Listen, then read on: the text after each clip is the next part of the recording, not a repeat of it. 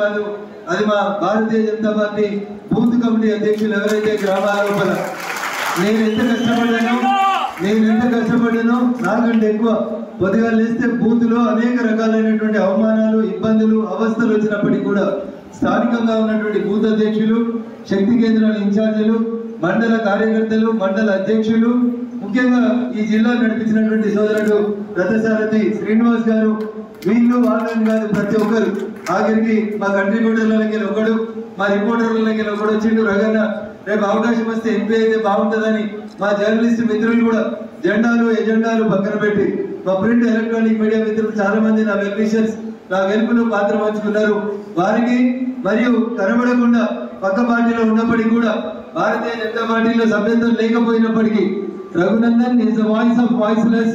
రఘునందన్ గెలిస్తే మా పేరు ఢిల్లీ దాకా వినబడుతుంది, రఘునందన్ గెలిచి చెప్పి నేను ఎన్నిసార్లు ఎన్ని కాన్ఫరెన్స్లలో ఒక్కొక్క బూత్ అధ్యక్షుని పేరు పెట్టి గట్టిగా అరిచినప్పటికీ కూడా ఈ గెలుపు మా గెలుపు రగన్న అని చెప్పి కష్టపడ్డ మా మెదక్ నియోజకవర్గ కార్యకర్త బంధువులకి, అన్నదమ్ములకి, అక్క చెల్లెలకి అందరూ కూడా ఈ గెలుపును అంకితం చేస్తూ జీవితకాలం భారతీయ జనతా పార్టీ నాయకుడిగా మెదక్ నియోజకవర్గ ఓటర్ మహాశైలకి ఖచ్చితంగా రుణపడి ఉంటా. మా ఎమ్మెల్యేని పెద్ద లిస్ట్ తెచ్చిచ్చిండు నాకు, రగన్న గెలిచినావు కదా ఇటు సంగతి ఏదో చూడాలి.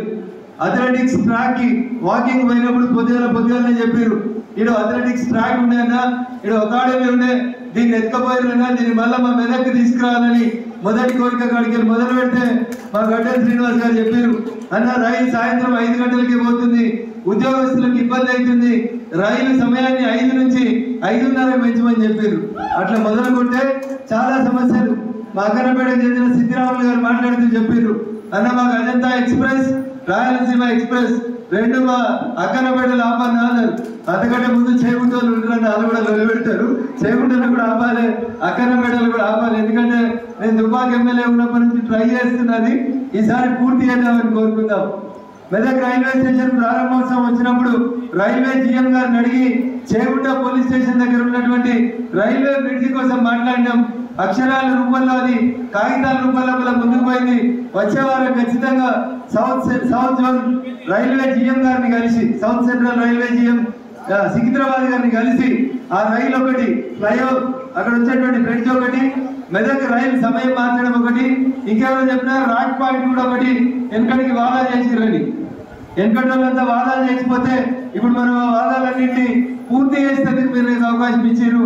మీ ప్రతినిధిగా, మీ గొంతుకగా మీ కష్టం ఖచ్చితంగా అది నియోజకవర్గ కష్టంగా గుర్తించి ప్రతి సమస్యని భారత పార్లమెంట్ లో ఎక్కడెక్కడైతే ఏ అధికారుల దగ్గరైతే ప్రస్తావిస్తే ఈ సమస్యలు పరిష్కారం అవుతాయో 100% రఘునందన్ మాటల మనిషి కాదు, చేతల మనిషి అని చెప్పి నిరూపించుకొని ఖచ్చితంగా 5 సంవత్సరాల తర్వాత ఇవాళ మీరు పడ్డ కష్టంలో సగం కష్టంతో మనం గెలిచే రీతి లోపల మీ అందరి అడుగులో ఏంటోనని చెప్పి సందర్భంగా ఆ 7 పదల దుర్గమ్మ తల్లి సాక్షిగా నేను మీకు ఈ సందర్భంగా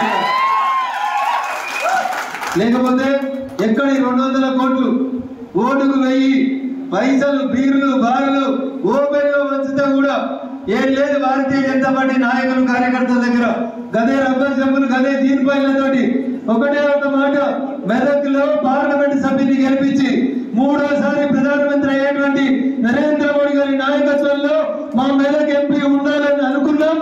అంకుటిత దీక్షతో పనిచేసినాం. అసాధ్యం అనేది నా డిక్షనరీలో లేదని చెప్పినాడు. నేనే గెలుస్తానని చెప్తా. ఇందాక పరిణత చెప్పినట్టు చాలా మంది అనుకుంటారు వీనికి అహంకారం ఎక్కువ, గర్వం ఎక్కువ, ఏడగెత్తది మెదకు, ఆడవాడు 6 అడుగులోడు ఉన్నాడు, ఈడోడు 3 అడుగులోడు ఉన్నాడు అని కూర్చొని చెప్తాడు. 6 లేదు 3 లేదు. గెలుస్తామంటే ఇది కాన్ఫిడెన్స్, ఇది నెపోలియన్ చెప్పిండు. For more videos like this, subscribe Big TV channel.